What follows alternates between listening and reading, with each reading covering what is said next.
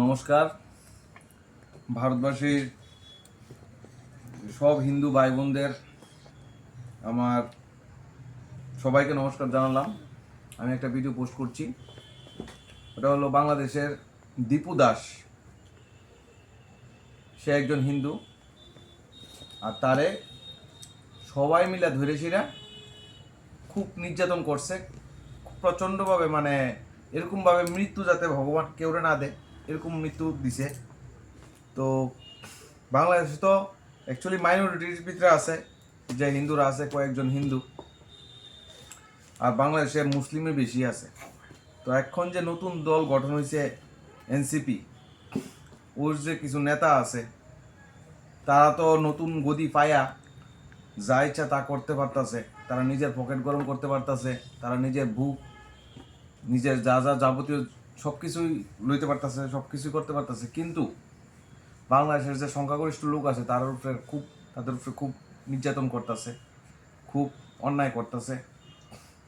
আমি শুধু এই আহ্বান রাখতেছি যে আমাদের ভারতবর্ষের যত হিন্দু ভাই বোন আছে, যে তোমরা সবাই এটা নিয়ে প্রোটেস্ট করো, এটার লিগা তোমরা সবাই এক হও, সবাই এই বিষয়টারে গুরুত্ব দাও।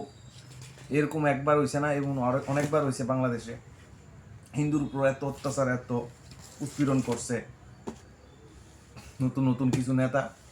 তারা উস্কানিমূলক ভাষণের কারণে আমরা হিন্দু যে ভাই বোন আছে বাংলাদেশে, তাদের উপরে খুব অত্যাচার উৎপীড়ন চলছে। আচ্ছা, এটা একটা কথা। দ্বিতীয় কথা হয়েছে, ওই দিকেরই একটা নেতা, হ্যাঁ নাম জানি কি তাই আমি বুঝতে পারতেছি না, কিন্তু হ্যাঁ ইন্ডিয়ার সেভেন সিস্টারে ধল করবো।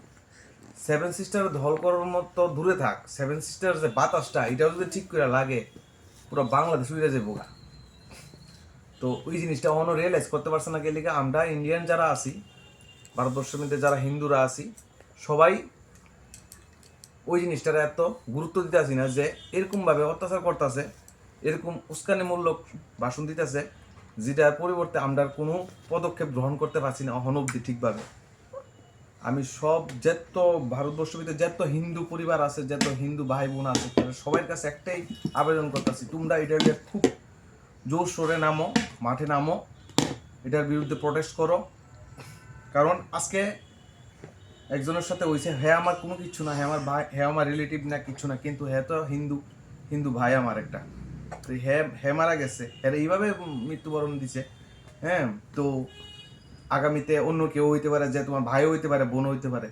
তো ওই ওই দিনটা যাতে না আসে তার লিগা মানে ওই জিনিসটার লিগা এই যত সব বাংলাদেশের অশিক্ষিত মুসলমান আছে, যারা নিজেরে আল্লাহর দান মনে করে জীবন, তারা মানুষের জীবন নিতে আছে, তো তাদের বিপক্ষে গিয়া তোমরা সবাই এক হোক, আর সবাই একটা করা পদক্ষেপ নাও যে বাংলাদেশের কোনো প্রোডাক্ট, কোনো কিছু, কোনো আইটেম আমরা নিতাম না, আর তাদেরও কোনো প্রকার সাহায্য আমরা করতাম না। কারণ সাহায্য করি আমাদের সেই অবস্থা, আজকে বাংলাদেশে কোনো অসুবিধা হইতেছে, কোনো রুগী মারা যাবে বা কোনো কিছু বিভিন্ন জটিল রোগের সমস্যায় যদি পড়ে কোনো ব্যক্তি বা কোনো বোন, তারা কিন্তু তাদের কাছে কোনো উপায় নাই, তারা আইতেই ইন্ডিয়াতে এসে, যে কোনো যেমন কলকাতাতে আসে, তাছাড়া এই হায়দ্রাবাদে যায় বা অ্যাপোলো চেন্নাইতে যায়।